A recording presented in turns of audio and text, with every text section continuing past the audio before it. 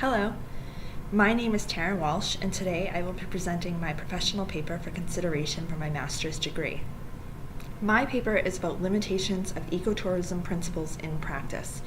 In this presentation, I will cover the purpose of this research, the history of sustainability, ecotourism principles, limitations in principles in practice, recommendations, and will present concluding remarks. Over the past few decades, evidence of damaging effects tourism has had on the environment has been widely recognized and accepted.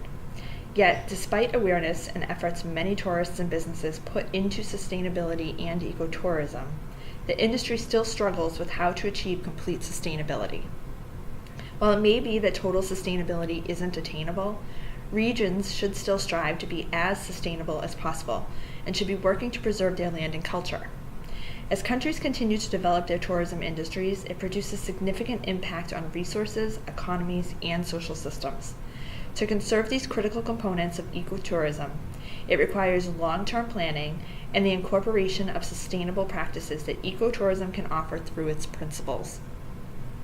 The purpose of my professional paper is to explore the limitations of ecotourism principles in practice and offer recommendations in which principles can be more feasibly incorporated.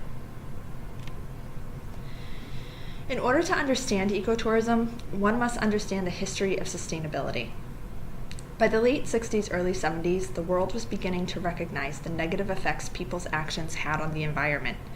To begin to combat this issue, in June of 1972, the United Nations held its first conference on international environmental issues in Stockholm, Sweden. This conference reflected a growing interest in conservation issues and laid the foundation for global environmental governance. In 1980, the World Conservation Strategy was launched by the IUCN.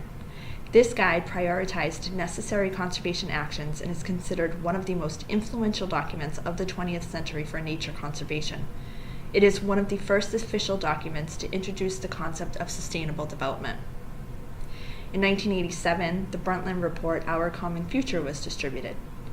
The report re-examined the critical issues and strengthened international cooperation on environment and development, and it raised the level of understanding and commitment to action on the part of individuals, voluntary organizations, businesses, institutes, and governments.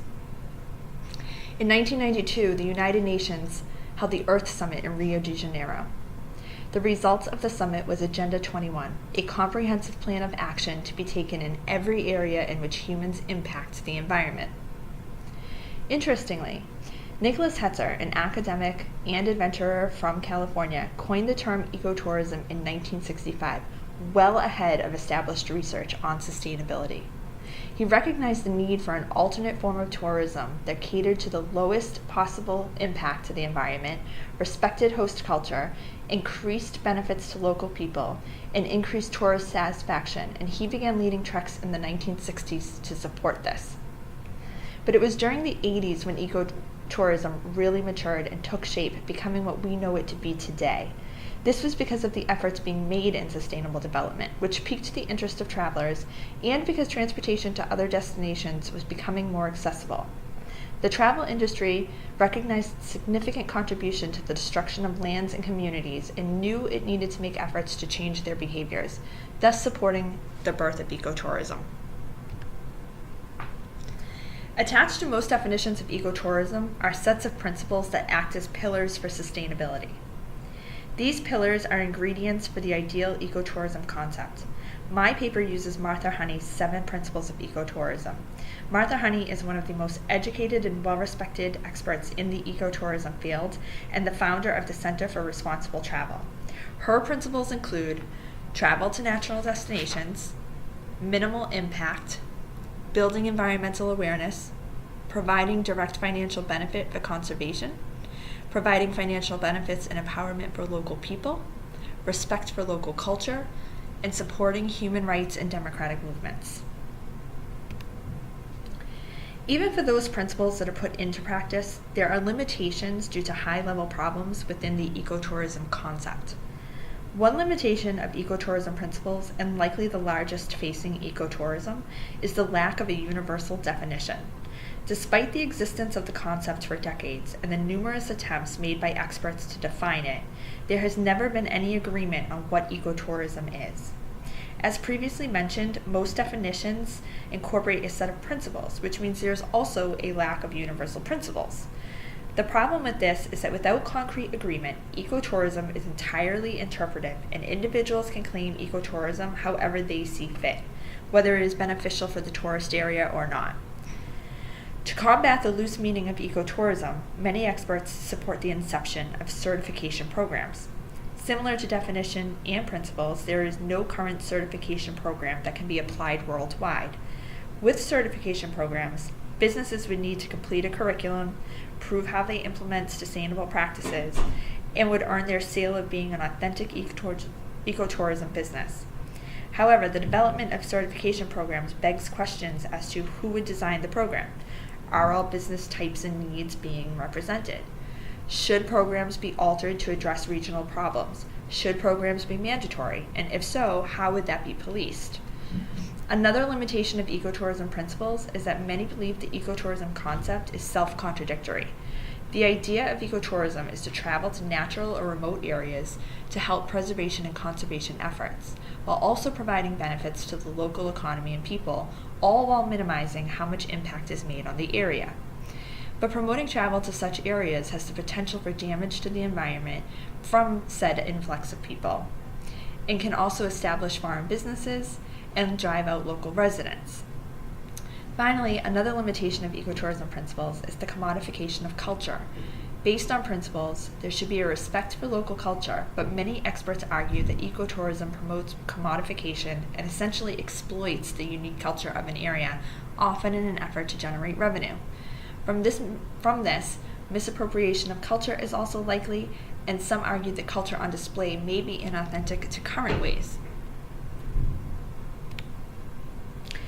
Through research and the writing of this professional paper, I have developed the following recommendations to help reduce limitations on ecotourism principles in practice.